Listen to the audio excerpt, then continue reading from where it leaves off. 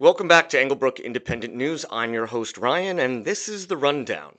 Now, top story tonight is something that's been talked about ad nauseum the last few days, and that is Jimmy Kimmel. So, if you don't know, Jimmy Kimmel is a late night host. He made a joke about the murderer of Charlie Kirk and Trump's reaction to this whole scenario, and it was taken to be very controversial. So, essentially, what this whole case comes down to is how you look at what certain people said. The two main people being Jimmy Kimmel himself and Brendan Carr, the FCC chairman, the Federal Communications chair. So anyway, fans of Kimmel will say that the joke was harmless, that it meant nothing, and that this is complete government overreach into what is essentially a comedy set. Whereas people who are taking the opposite side are really looking at it as no, Kimmel deliberately misled the public using his TV show as a platform, and therefore he's subject to any kind of penalties. The middle ground is somewhere in between, which is kind of like, well, he's allowed to make jokes on his TV show, and if you don't like what he says, you can boycott the company and see if they'll do something about it. But that's not really what happened. What happened here instead was a little different. After he made these comments, the FCC chairman, Brendan Carr, decided that he was going to make some statements against Jimmy Kimmel, alluding to the idea that the parent company, ABC, which airs the show, would be facing some kinds of consequences in the future if they did not find some sort of way to reprimand Jimmy Kimmel. This then led ABC to pull the show indefinitely. It only was pulled for a couple days. But after pulling the show, they faced so much backlash that they then reinstated the show, though two of their, I don't know if you want to say subsidiaries, but two of the main broadcast companies that they work with, that are distributors to the local stations, have decided that they themselves will not be airing the show and will find other local programming to take its place. It comes down to, like I said, the fine details of what you think the words meant that were said by each one. For example, Jimmy Kimmel supporters will say that he did not characterize the assassin for Charlie Kirk as being MAGA. He simply said that the MAGA people, or whatever you want to call them, were doing everything they can to categorize this guy as everything except MAGA. And when you read his words, that could have been his intention. The other way to read it is that Kimmel believes he was MAGA and that these people are trying to cover it up or make it look something different. The words also lend themselves to that. It is somewhat ambiguous. Brendan Carr's words, on the other hand, not as ambiguous, but still, it could just be. I mean, you could make the case that it was just a clumsy way of explaining things that were already going on behind the scenes. Again, it really depends on what you want to see. That's what you're going to see here. And we also don't know exactly what was going on the ABC side. For example, they could have been thinking that they wanted to end Jimmy Kimmel's show, I don't know, a year ago. They could have been thinking, or maybe he's got a new contract that's coming up. And they thought, well, this would be a good time to cool things down.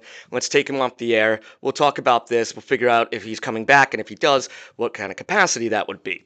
So you don't know if there's any business side to this as well. And it could be that the pull of the show in the beginning was motivated not only by fear of government action against ABC, but potentially backlash from viewers. Now, I think that's probably less likely. I don't think there are many viewers of the Jimmy Kimmel Show that would call themselves supporters of Charlie Kirk in any way. So I think this was kind of a bad move on ABC's part. I think they probably should have stood their ground and said, you know, if you can prove wrongdoing here, then we will take action. And that brings me to the other point.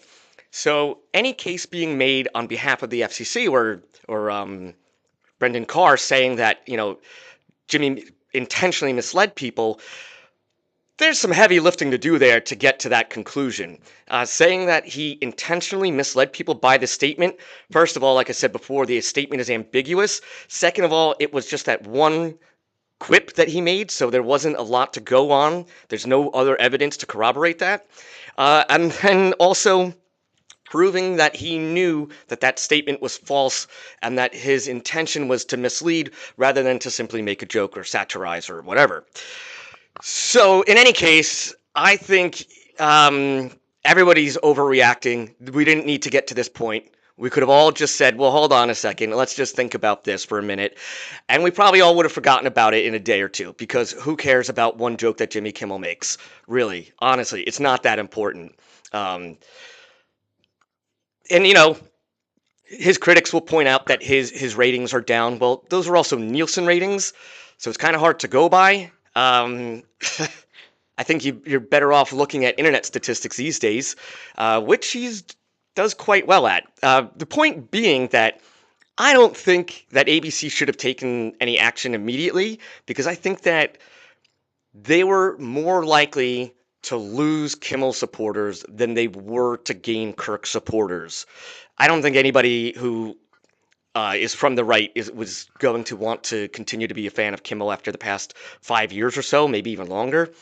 So I think it was just a bad miscalculation on their part. It was a unforced error on both the part of Brendan Carr and on ABC.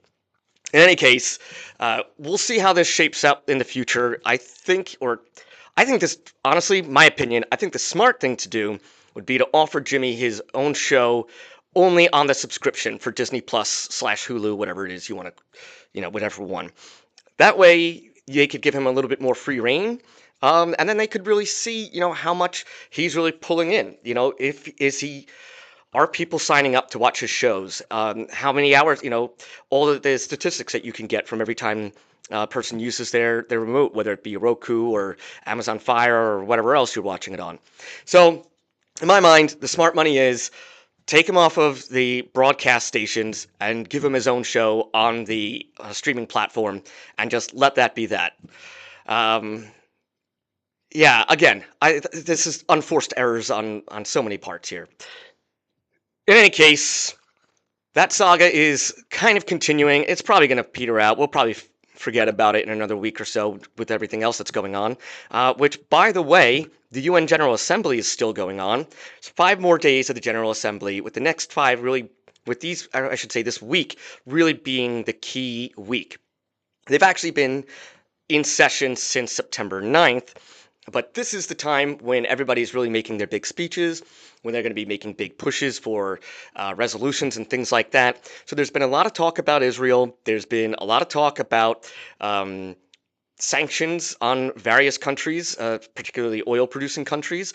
There's also been a lot of talk about airspace being violated by state actors, I should say. So we're going to do a deep dive into that, but just not just yet. There's a lot of speeches to go through. There's a lot of little things happening all over the place that we're not really aware of with our news cycle, and I want to make sure that you don't miss any of it. So thanks for stopping by. We'll see you again soon, and as always, don't forget to subscribe.